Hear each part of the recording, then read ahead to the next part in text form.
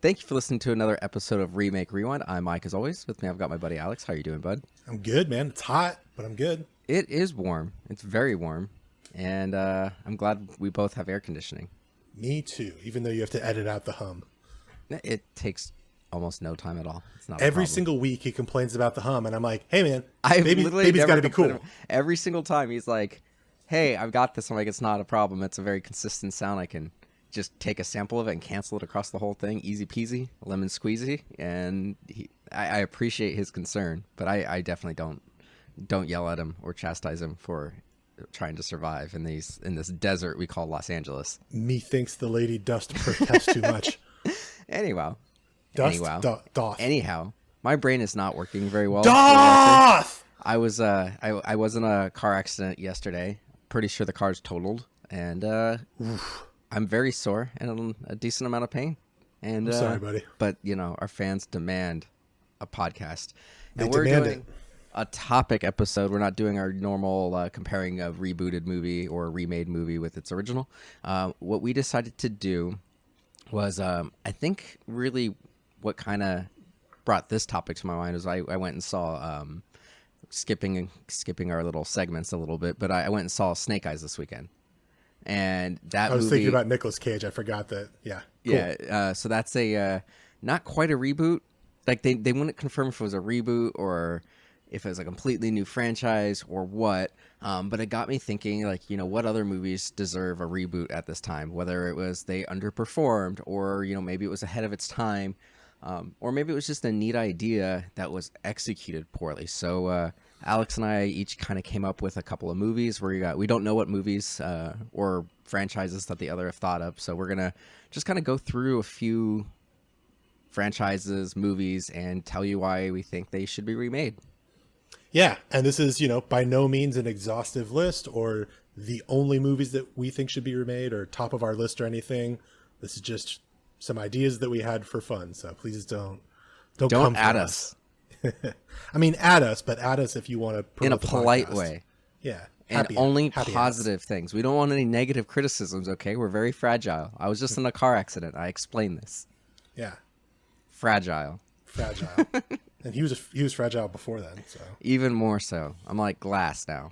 I'm Mr. Glass, unbreakable. You got a glass jaw. M. Night Shyamalan. Beach, right. Or whatever that movie's called. It looks terrible. Anyway, Gold. That's what it is. Anyway, I'll let you go first. What's the one that you got, man? Wait. Are they going to do a prequel and call it Young? Oh, I hope they do it like the Before series with Ethan Hawke, like Before Sunset, before whatever they're called. And then he can do it like Glass or Unbreakable. He'll do a sequel like 15 years later, and it's called Middle Aged. Yeah, there we go. We should do it. Let's do it. Am I doing the first one? Yeah, go ahead, man. Oh man, okay. Where do I start? I don't even know that I love this, but I think the original is strong enough that it's not going to like ruin anybody's childhoods or anything like that. I was thinking about Disturbia and how we kind of enjoyed that. Oh yeah.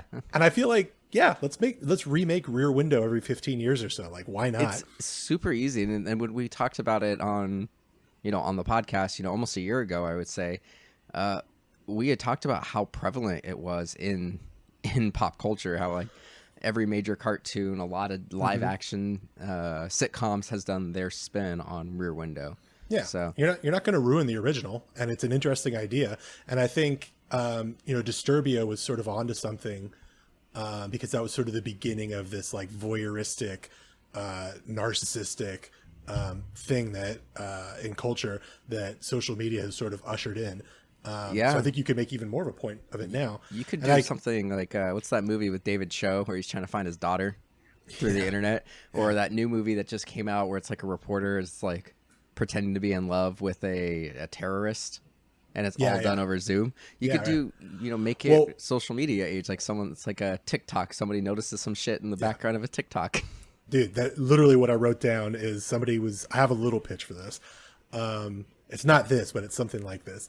Confined to their house during COVID, a teenager starts watching live streams on Twitch or whatever, or TikTok Live, Instagram Live, and thinks that they witness a murder in the background of a stream, and they try to like do research, and they try to like rally other watchers in the chat room, be like, oh, I saw something here, like who's with me, we need to figure this out, man. I saw somebody die.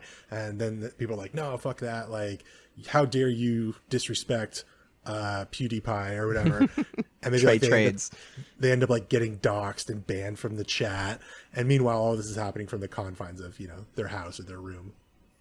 Yeah, I think it could work. I'm surprised that hasn't happened already, honestly. Yeah, I mean, like, if nothing else, that would be easy to do as like a minimal budget, like ultra low budget. Well, we talked about when we did that it doesn't have to be called Rear Window. Yeah, well, we talked about how Disturbia technically wasn't a remake of Disturbia because they didn't technically have the rights. Like, it would be really easy for someone just to do a movie and say, no, this has nothing to do with Rear Window or Disturbia, because it is such a trope now, that kind of thing. So yeah, I think that's, we talked about it before. I think that's definitely something that could be done again. Yeah, easy. All right, cool. Should I go with one of my heavy hitters first or one of my more easy ones? Let's do a couple easy ones and then come with a big one. So the first one, I'm going to go a little different, and I've actually got two of these, but I think I'm going to go with the bigger property first. I think it's a quicker conversation, but I would go into a bigger conversation with the other one. But Harry Potter, but I would remake it as an HBO Max series. As prevalent and as popular as those movies are, and I'm a huge Harry Potter fan. I reread the books like every year unabashedly. Now, you don't want to like add on to the world. You just want to straight up remake it. I want to remake it, but by doing it as a show that would give writers a chance to do a little bit more in the world, because I'm not the first person to suggest taking a book and making it a season, because the first three movies are actually damn near perfect representations of the first three books. And then it starts to really diverge once you get to the fourth one, and like a lot of characters are completely left out. And then you've got like fan favorite characters who don't get a ton in the books, like the twins. They're really fun characters, but they aren't prevalent in every single book. So by doing a series, you can get all the characters that we didn't get in the movies, like Peeves the Poltergeist in the fourth movie. You can get Ludo Bagman and Winky the house elf, and like the spew side timed, not timeline. Just like not the main plot that Hermione goes through by the elf rights things. These are all major elements that are left out of the movies. And I think by putting it into a TV show, at this point, the money that they put into something like on HBO, it's essentially the same amount that you would get for a movie put into a season.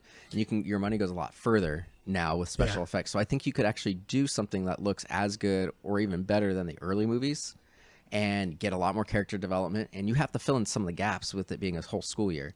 So you can add more stuff. I actually love that idea. I think realistically, they're not going to recast Harry Potter for another 10 or 15 years. But if they wanted to make something like that tomorrow, I think it would be interesting to tell a bunch of side stories with like the tertiary characters that runs alongside the movies that exist now. Yeah, and the movies just aren't, or the TV show's just not about Harry Potter. It's about the other people at Hogwarts. Yeah, it could be like Riverdale, but Hogwarts.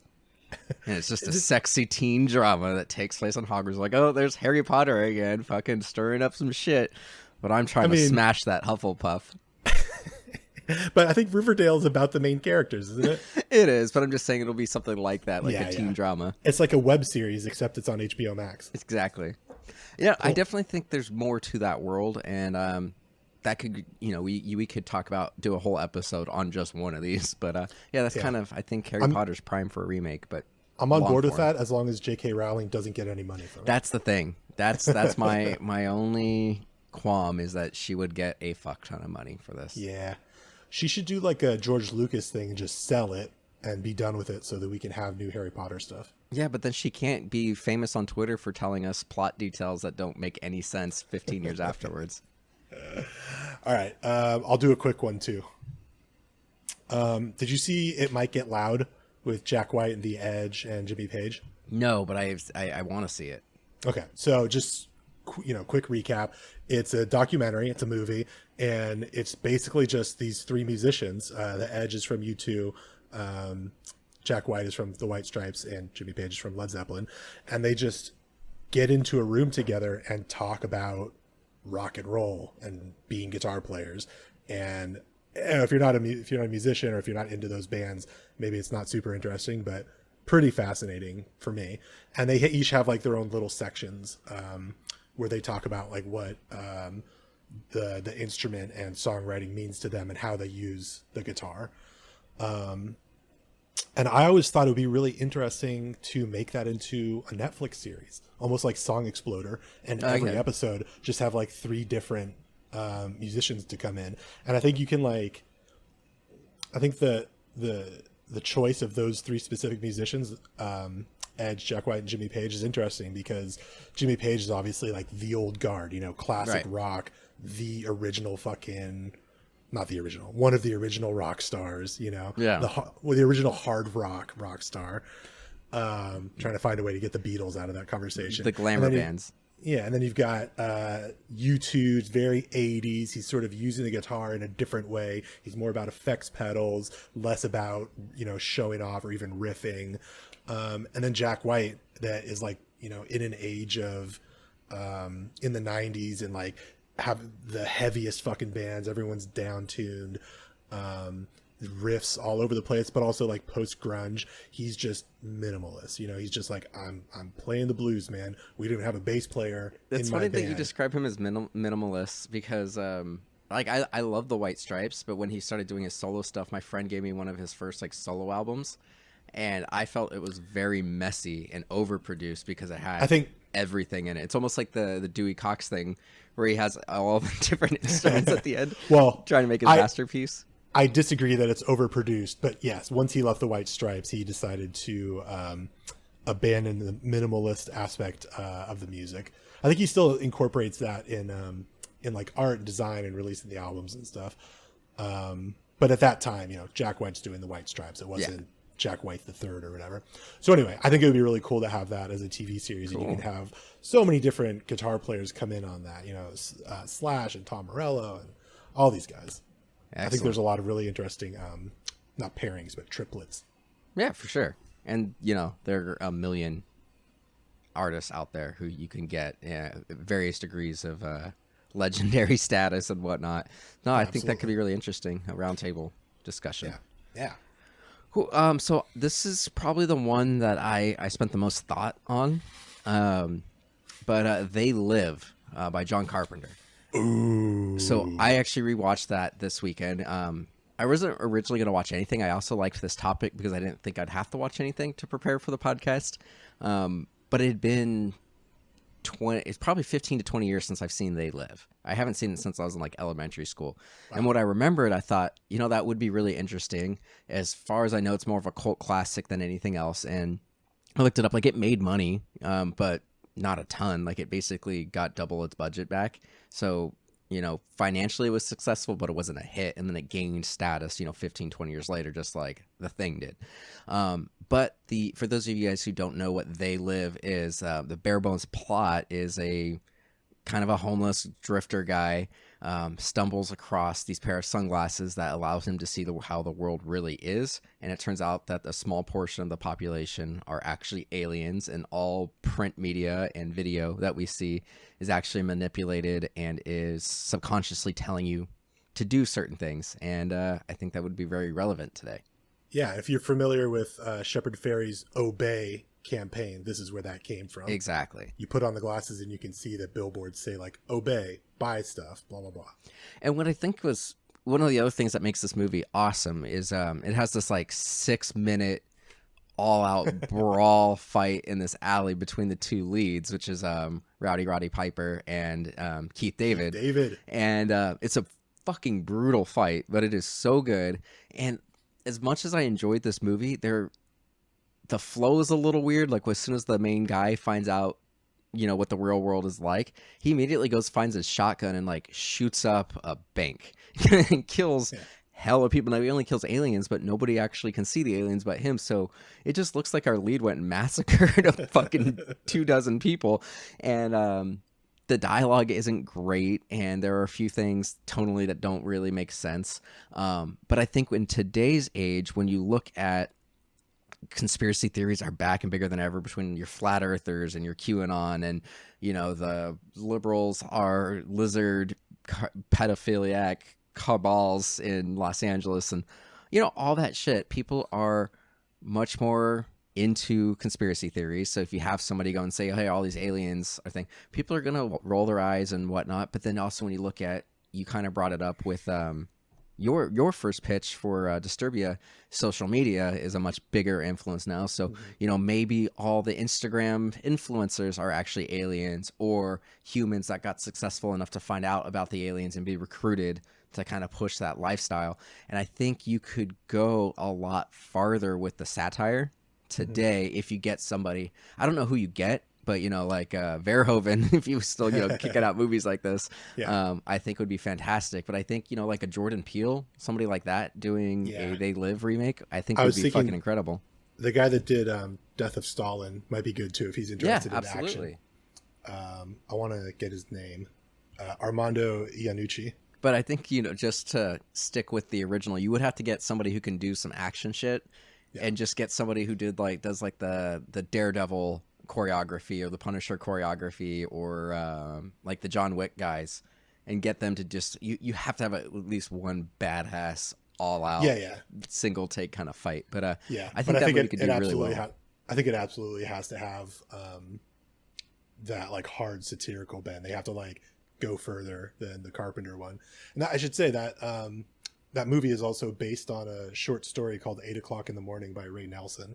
So I think like there are going to be people that are crying that it's sacrilege to remake a John Carpenter movie like that, but you can base it off of the source text. Like there's an excuse, if nothing else. Like we're basing this more on the short story than trying to recreate that movie. I looked it up there. They were going to do a version maybe 10-15 years ago that was going to be closer to the short story and not have the satirical and just be a more paranoia based thing. But I think the satire is what makes it for me. I got a couple more longer ones, but let me fire off another short one. So Halloween 3, which is that the Curse of Michael Myers? No, Halloween 3 is the one where it's like a toy factory and it has nothing to do with Michael Myers. Right. But there's like a subtitle. Oh, Season of the Witch. Season of the Witch. Yeah, that's correct. Yeah. I wouldn't mind seeing that movie remade, like with the masks, all of that stuff. I think that would be interesting. But I also think that you could get a writer and director. You could change it enough so it feels fresh. You could probably adapt it a little bit more to modern times. But I still like the idea of the Mask Factory and the silver shamrock and stuff. But my addition to that is that I want it to be the birth of a new franchise that's all anthology films, like Halloween 3 was supposed to be. Right. And then I guess it's not Curse of Michael Myers, but I was thinking the title for that would be Curse of Halloween. And then every year it's just a different, up and coming director or something. Yeah, that could be kind of cool. Yeah. Just like I think, the Cloverfield is kind of doing that too. Yeah, Cloverfield I think did it a little differently, where I don't think like 10 Cloverfield Lane was actually a Cloverfield movie initially. I think it was a different script. But these could be like that too. Yeah, and I think the one that they did on Netflix was even more so, was something else that they cut after it was made and made it. That's absolutely what it is. And I'm not saying that like that's the best way to go about that. But no, I think it's cool. It's J.J. Abrams presenting this franchise where the movies don't necessarily have anything to do with each other. I think that could be really cool. Like, the Twilight Zone, none of them really interacted. Maybe have like it set up, or maybe there's like one wink or nod to each other in each one. Like a single like Easter egg ties it to another one where it shows like maybe they're all in the same universe, but very tangentially kind of linked. I think that could be cool to do a movie series like that. Cool. I've got one kind of along the same lines as the Harry Potter one. But Aragon is another kind of young adult fantasy series. Dragons. Dragons. And the book gets, the series I enjoy. I reread that every couple of years. But the movie and the book both get a lot of flack because they say it's very derivative of other fantasy things, which I'd say most fantasy is derivative of something from Tolkien or whatever. I think you're hard pressed to say that you can write a fantasy novel and not have it be compared to The Wheel of Time or Tolkien or whatever, one of the big ones. But the Aragon movie was not a low budget movie. It was like $100 million budget. And it made like $250 million worldwide, but only made like 70 here in the States. So of course it was never going to get a sequel, because that was right when they started spending, double the budget on advertising. It was right when they really started to push, and they had, Jeremy Irons, and they had Rachel Weisz, and Jeremy's Iron. Jeremy, yeah, and then also John Malkovich. And so you had some big names in this, and they spent a ton of money on the special effects. Like the dragon looks fantastic, but like all the other fantasy creatures are just like humans in face paint. Like they didn't actually faithfully adapt any of the other parts, and they essentially took the first book and turned it into fantasy A New Hope. Like the movie is almost plot for plot the same as A New Hope, and the book is not like that. The book is much deeper.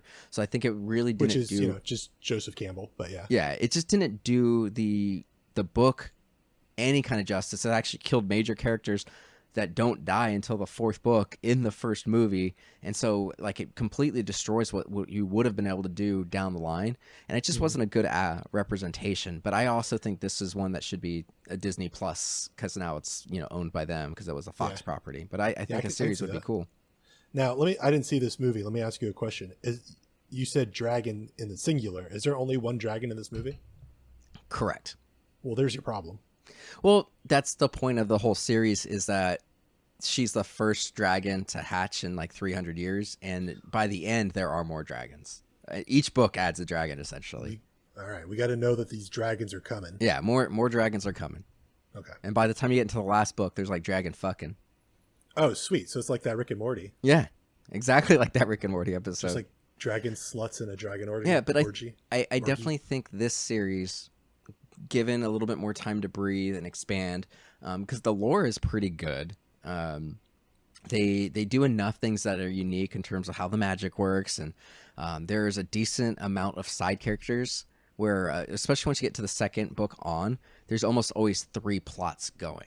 Just like Game of Thrones had, a lot of plate spinning. It doesn't have as many plate spinning as Game of Thrones, but there's enough in there that you could really give some up and coming actors some room to evolve in a character over the course of 4 or 5 seasons. And there's only 4 books, so people are hungry for dragons. Yeah, let's do it.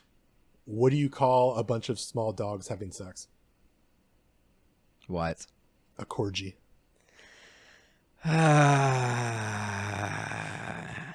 Hey, should we do our other segment and then come back with a few more? Yes. All right, man. What have you been up to, bud? Well, sir, this week I'm going to start off with the TV show that I've been watching, because it's A, that good, and B, I actually remember to talk about TV shows, which I always forget. That's The White fucking Lotus, man. He spent like 4 minutes talking about this on the last episode. I know, I'm bringing it up again because I watched the new episode and it's still fantastic. Good. If you're not watching that show, you've got to watch it. It's on HBO. Have you watched any of the episodes No, yet? not yet. It's so good. It's in my queue, though. It's on my HBO Max list.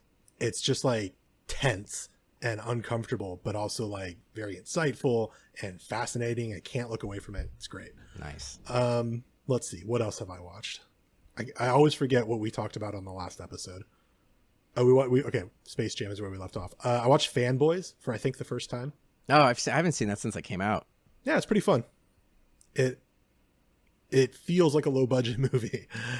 There's a lot of like things where it's like, this is like the first movie that this guy made or something, which is weird because it's got like Jay Baruchel and Seth Rogen's in it. Like, but this was like almost 20 years ago, no? 2009. Oh, okay. Yeah. So I don't know. It's just, maybe I can't put my finger on it in the short amount of time that we have, but something about it feels a little bit more amateurish than it should, but it's still a lot of fun. Good. I watched the Woodstock 99 Peace, Love, and Rage documentary. Oh, nice. On HBO. That was a very hard watch. I made the mistake of watching it right before bed. It was a little tricky. They, focus on the sexual abuse that happened at Woodstock, among other things. So, trigger warning going into it, but I really enjoyed it. And it was very interesting to get a look back, an in-depth look back on that weekend, because I feel like there's a lot of videos of the performances and it's kind of tossed aside that Limp Bizkit incited a riot, but not really any sort of dissection of that. Right. And this thing goes into it. I will say there's a lot of women with their tops off in this show or in this movie, and I don't know how they could have gotten consent for all of them. And the movie is talking about how a bunch of them were underage. So how can you confirm I don't know how that? you verify that. Yeah, that seems a little odd. Yeah, and it, like, on the one hand, I feel like that is sort of making their point. But on the other hand, they're like having their cake and eating it too, because that's interesting. Because I think like with documentary, you get a little bit of leeway on things that you wouldn't normally be able to do. There's a lot of tits though. But I mean, considering it's very unlikely. The only thing I can think of is if the footage that was used was if at this festival, which I highly doubt, people signed waivers when they came in, like, hey, your photos and video that if you're in here can be used. No chance in hell that that's what happened though. Well, I mean, there's I can't, don't quote me on this because I can't remember if they were fully exposed, but there's footage of women having their clothes ripped off. Oh Jesus! So it's like they definitely didn't get consent for that. Yeah, that's odd. Yeah, documentary definitely gets a little bit of leeway for shit like that, but it seems a little odd to show that. I'll say it's not enough to say don't watch it though. I do think it's interesting. Got it. Know that going in. I revisited Moneyball. I feel like I watch that twice a year at least, and it's just a really good movie, man. I just like Moneyball a lot. And I rewatched Jay and Silent Bob Reboot again. Yeah, well, Scarlett hadn't seen it, so and it was just one of those nights where we just wanted to like put something on. Yeah. And I think we had like listened to Kevin Smith talk earlier that day, so we were kind of primed for it. And Clerks 3, baby. It's coming. Yeah, man, I'm excited. The Jay and Silent Bob Reboot is so weird, man. I feel like there are scenes in it that are genuinely hilarious. Like the hits are good, and there's a handful of scenes that are like genuinely moving. I think Jason Mewes and Harley Quinn Smith like turn in a couple, not throughout the whole entire movie, but they have a few scenes where they really deliver on the father-daughter dynamic that they're trying to do. So it's like, I guess if you're a Kevin Smith fan, it's definitely worth a watch. If you've never watched any of the View Askew movies, you're not going to connect to it at all. Right. But it's fun. Cool. So I was lucky enough to get an invite to the Dune trailer premiere in IMAX. And originally when I signed this little thing, I had to sign this waiver that I'd have to give them my phone when I entered. And it was supposed to be just the trailer. And then we were surprised by seeing the first 10 minutes of the film, a sizzle reel, a bunch of hand-selected scenes by Denis Villeneuve. And then we finally got the trailer. And then there was a few other little featurettes. But it's going to be incredible. There are certain things that when they showed, I've read that book 4 or 5 times in my life, and there were things that were exactly the way I pictured them as, a teenager reading it for the first time. So that's awesome. I'm thrilled for that. My in-laws were in town, so I didn't have a ton of time to watch as much stuff as I normally do, but we did watch a few things together. My in-laws had not seen Hamilton yet, and they're big American history buffs and whatnot. Yeah. So every time they're around, we end up talking about history at some point, and then we brought up something about Hamilton they hadn't watched. So we watched Hamilton again. It's fantastic. If you haven't seen Hamilton, watch it. It's a fantastic musical, and it's fun, and it's really good. Peter Pan came up, and then Hook naturally came up, and my mother-in-law said she'd never seen Hook, and my father-in-law was adamant that she had seen Hook, and they got in an argument about it. So I said, well, why don't we just put it on? I own it, and if you remember it, cool. If you don't remember it, we'll keep watching it. And we watched Hook, and it was fine. Rick and Morty has 5 episodes out for the new season. Yeah. I watched all those. It was good. Nice. And I watched Snake Eyes, which I talked about earlier. Briefly, it was kind of what prompted this video or this podcast topic, but wasn't impressed with it. I went in with very low expectations, thinking it was just going to be a movie, and it really was just a movie, and tonally it made no sense. And it seemed like they wanted to kind of streamline and maybe not do all the crazy G.I. Joe tech right away from the first set of movies that came out 10 years ago. But then they brought in magic.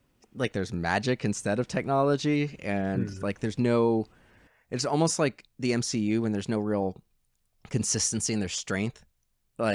Captain America shouldn't be able to block a punch from Thanos at all, but he can. That's kind of how this movie is. There are people who we see at points with very very quick cut, even just blurs. Sometimes there's a character who just kind of like does a spin move and will take out like 20 people.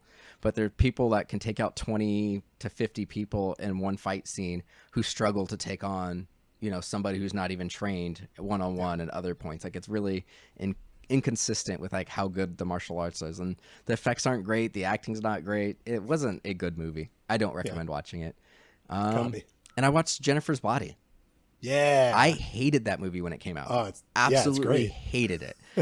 This time around, I had fun with it until maybe the last 20 minutes. I think the last 20 minutes it starts to like fall apart a little bit. I think it's gets really bad when they finally have their confrontation, and I think the dialogue, which is pretty witty and sharp throughout, gets kind of stupid and hokey at the end. But it was a lot better than I remembered it being.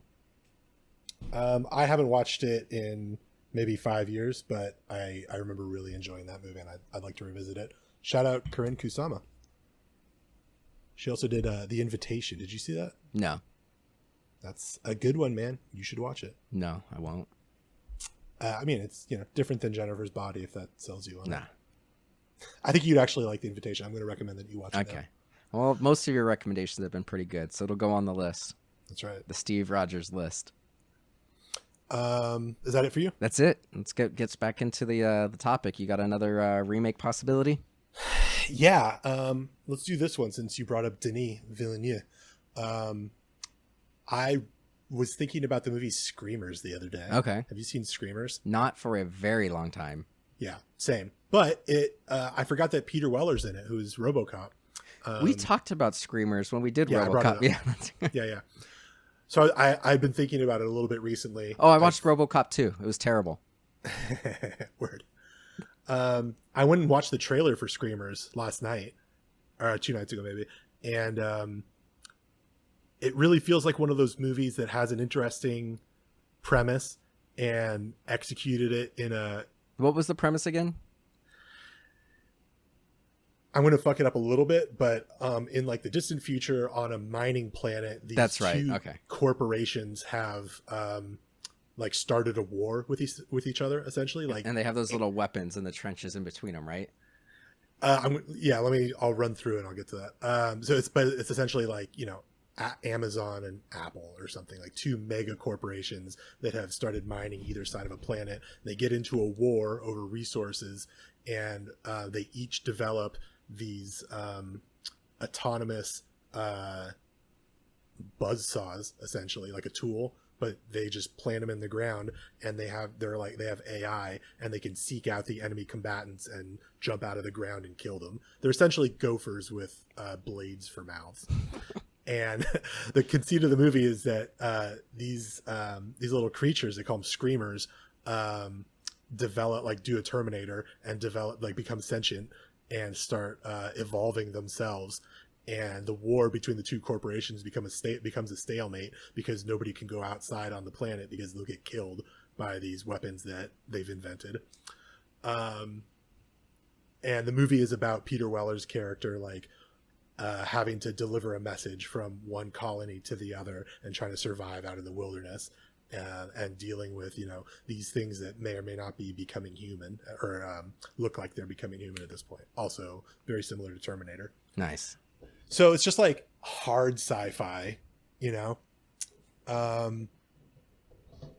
I don't know, I still love that idea. I think it's really fun, and I understand why that movie didn't work and wasn't very popular. But I think if you get like a Denis Villeneuve behind the camera, you could make like a fucking sci-fi epic out of it. I think it could go two ways. I think you could sort of remake that movie where it's more of like it's more like a horror movie. Like there's a small group of people. There's like 5 or 6 people in that movie, and it's about wandering this wasteland. It's very isolated. It's a little bit more of like a character study, or even like a slasher or something in the realm of a sci-fi.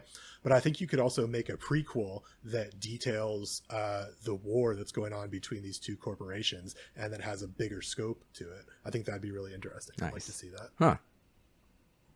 So I haven't seen that in a long time, but we talked about maybe covering that for some reason as a bonus episode. I'd still like to, if we can find another movie to pair it with. Yeah. Another 90s failed sci-fi. Oh, what about that one that's Tom Selleck with the robotic spiders in a construction site? I don't know what that is, but it sounds great. Oh, I'll have to find it. It's got a weird name. I'll have to figure it out. I'll have to go through Tom Selleck's IMDb and I'll find it. But This Screamers is based on a short story or on a novel or something as well. It's Philip K. Dick. oh, okay. So I wonder if there's like maybe there's another Philip K. Dick movie or adaptation that didn't work, and that'd be interesting to pair them. Yeah, we'll have to look into it and get back to you, listeners.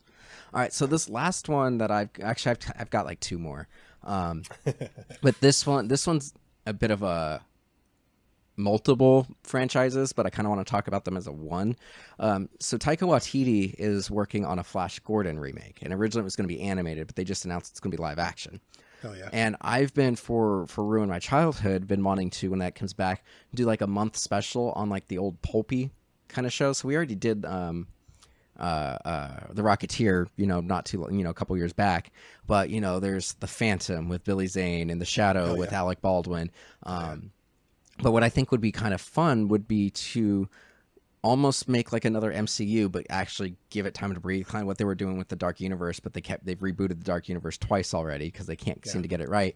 But I think it'd be really interesting to do Taika Waititi's Flash Gordon, do another Phantom movie, do another Rocketeer, do another Shadow, and have all these movies that are kind of, can take place in the 20s and 30s and make these pulp series. And you can do things like, I'm trying to think of the name of the show I just watched.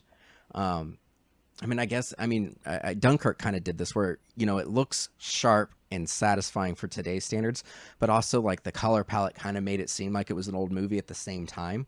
Not like quite a sepia tone, but, very high contrast kind of film look. But I think it could be really interesting to take all these properties, Flash Gordon, the Phantom, the Rocketeer, and the Shadow, and remake them, give it a very interesting visual style, not like Sin City or The Spirit, but give it some sort of visual style and have them each do their own thing, and then kind of have them come together to make like a pulp Avengers. And there was a cartoon in the 90s called Defenders of the Earth, which had some of these characters. It was the Phantom, Flash Gordon, and I can't remember the third major character, but I think it'd be really cool to go back to these more pulpy, and you can do melodrama of the 30s and have it be kind of over the top. And then, but I think that would be really interesting to do that. I like that. But that's something that I would love to see happen. And I think you could do it. I think somebody else will do a shared universe successfully besides Marvel and Disney. I feel like that you keep on bringing up like doing things as TV shows, and I feel like that might. Well, this I'd want it to be a movie. No, I understand. I'm saying, but streaming is what I meant. Yeah, I think that this idea might find an audience better on Netflix or something. Right. I'm not opposed to it being in theaters. I'm just trying to think of what the market thinks of these things. But it's dependent on what lead actors you get in there and what directors you get in there. If it's Taika and I don't know who Flash Gordon would be. Chris I can't think of it Hemsworth. off the top of my head. Yeah, that kind of crossed my mind. I mean, let's just for the sake of argument, if you have Taika and Chris Hemsworth, then it's going in a theater. Yeah, and I think you got to do what Marvel did, and nobody to this day has done what Marvel did. Marvel went in, they made Iron Man. They kind of obviously they were kicking tires, trying to see if they would be able to make a shared universe. Started small, but they were like, "We're going to do this one movie, and we'll pepper this in and see if people bite." Yeah. And I think too many people are like, "Oh, we're going to make a shared universe movie." But I think it would be really cool if, and this is me, wanting to do marketing differently than we've seen a lot of other movies. Like, I'm just going to bring up Marvel. I think Thor Ragnarok, as good as it is, if they did, I think they would have got just as many people to see that movie if they didn't put Hulk in the trailer. But imagine if you saw that movie and then Hulk showed up at that fight scene and you're just like, holy shit. Like, I think you do, just make a badass Flash Gordon movie. And then at the end of it, same thing, the Avengers Initiative kind of post-credit scene, like the Phantom walks in and you're just like, oh shit, like don't even acknowledge it ahead of time. Yeah. You know who did do something, who's done that the most similarly? The Monsterverse, Godzilla and Kong. Yeah. They've done a really good job of moving slowly with these things. Yeah, like each movie really is its own standalone movie in that series. And I don't think I was like let down by Godzilla versus Kong. I enjoyed it. It's exactly what I wanted it to be. But I think, just having, a group of characters or an organization that's in it, like have a corporation that's in all these movies that are maybe the main bad guy, where there's an executive from each one who works at this corporation. And then like the team up movie is them all bringing down the corporation or whatever. Yeah. But I think it'd be interesting. And they're characters that aren't super beloved anymore.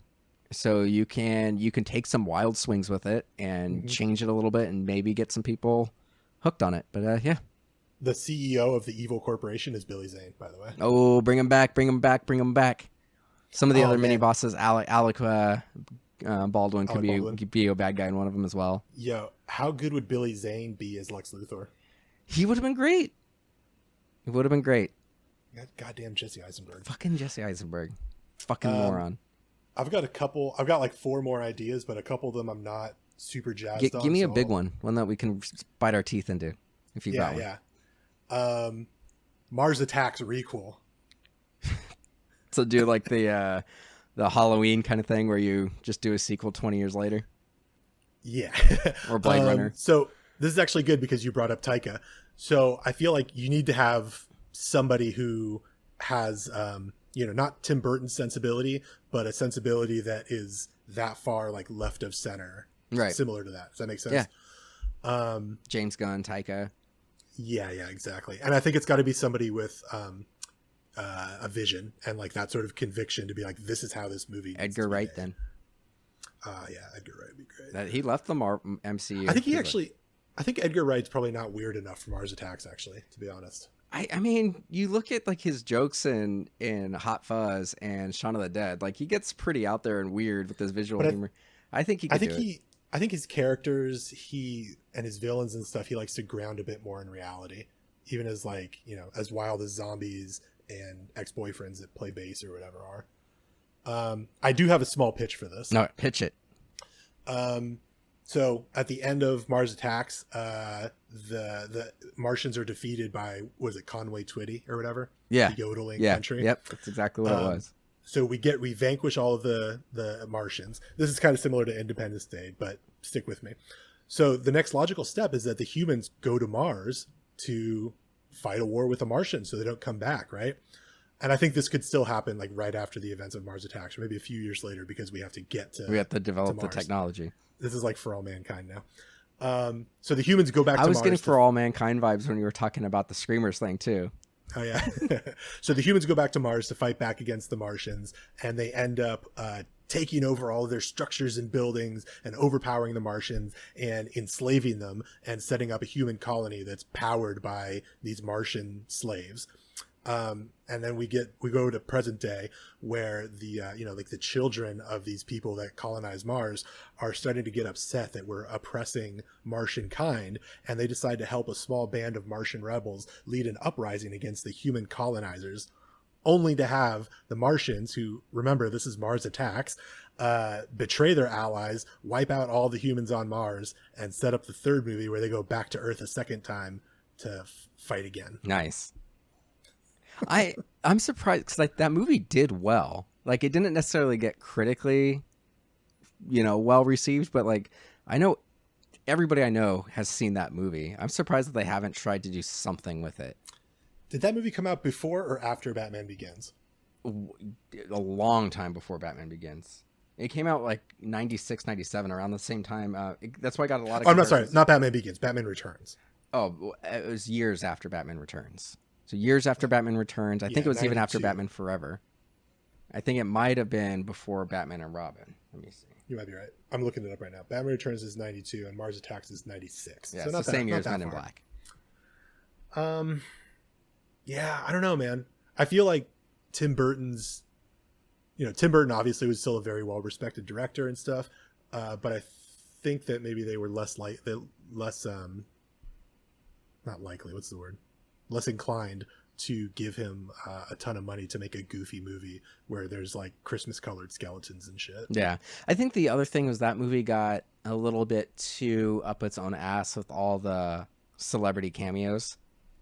A little bit, yeah. Yeah, I think that's probably where it's just like, well, we'll do this. And a lot of times, unfortunately, you get these big casts. Like not all of them are Love Actually, where everything comes together in a great way. more often than not, when you get these huge ensemble casts with, you know, dozens of A-listers, you're only getting each person for a day. They're all phoning it in, and it's not very good typically. So I think I that think might there's have a been lot the of problem. Yeah, I think there's also a lot of movies in the 90s that were very tongue-in-cheek and were not appreciated at their time. Yeah. Like Showgirls and RoboCop we talked about. Yeah, the satire went over people's head at the time. Yeah, I mean, RoboCop is 80s, but, Yeah. you know, Starship Troopers. RoboCop 2 was 1990, though, and it was awful. Yeah, man. I can fire off one or two more. I've got one more, and then we can go to yours, and we'll close off with one of yours. So the last one I've got was Breakfast at Tiffany's. You know, I went through on like HBO and Showtime and Cinemax apps and whatnot. Cinemax doesn't have an app. Stars. And I was just going through like the classic movies, trying to find, you know, something that I think could be remade. And as classic as Breakfast at Tiffany's is, a lot of people love it. It obviously is very problematic with the Mickey Rooney part, with the Asian landlord. And there's also diverges from the book by Truman Capote quite a bit. Like, it really kind of glosses over the fact that Holly Golightly is likely a call girl. The love interest in the movie, in the book, is a gay man and also likely a prostitute. And I think in today's world, we can handle talking about that a little bit more. And I think we can, you know, obviously we talked about it a lot with Black Widow, the sex trafficking and just trafficking of women in general. I think, not to say that, you know, Holly Golightly was trafficked, but I think that in today's world with the Me Too and everything, like, you can make a statement with this and also make it more accurate and be less racist. Yeah. So less racist is good. Yeah.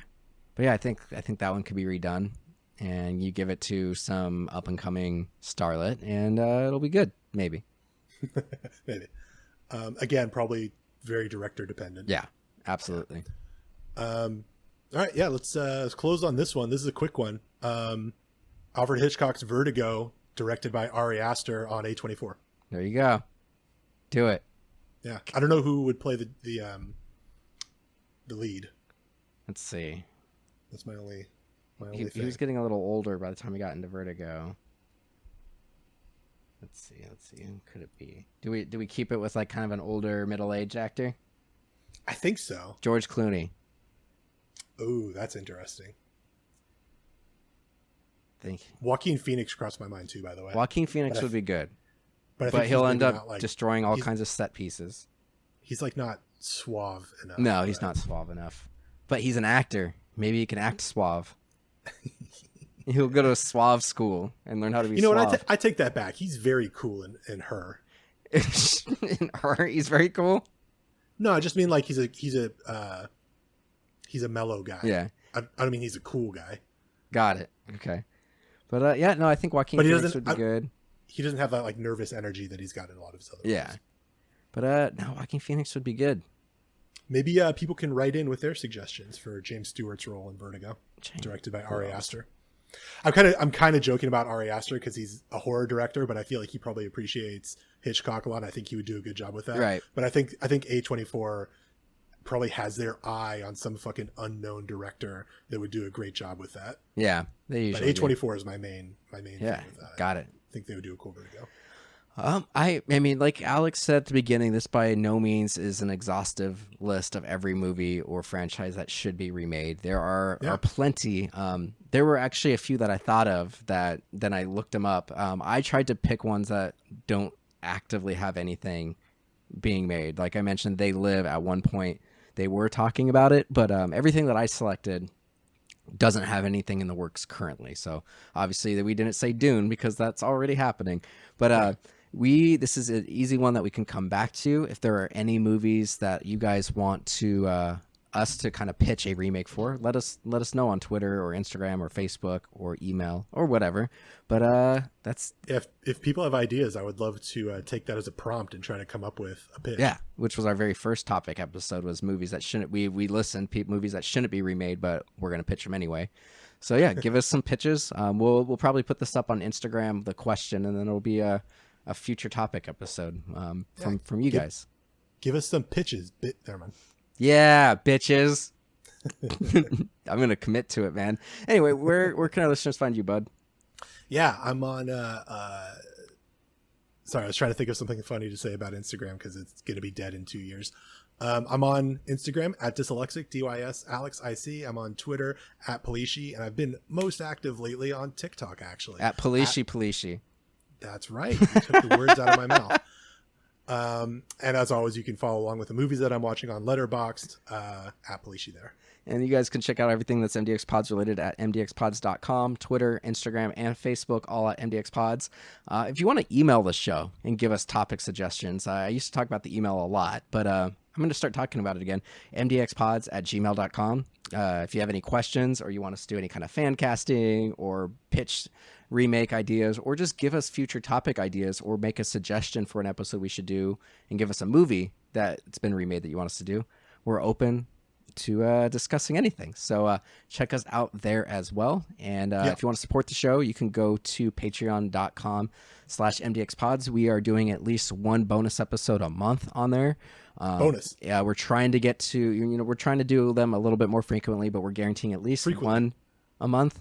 And we've done some good episodes like Black Widow, Fast and Furious 9, Tenet, whatever you want to call it. But some big movies that don't necessarily fall in line with what our podcast is about. We demand you guys listen to us, but for money, and we put those up on Patreon. Yes. But it helps the show a lot. Thanks for listening. Yeah, we appreciate it. Take care. Bye. Live long and prosper. YOLO.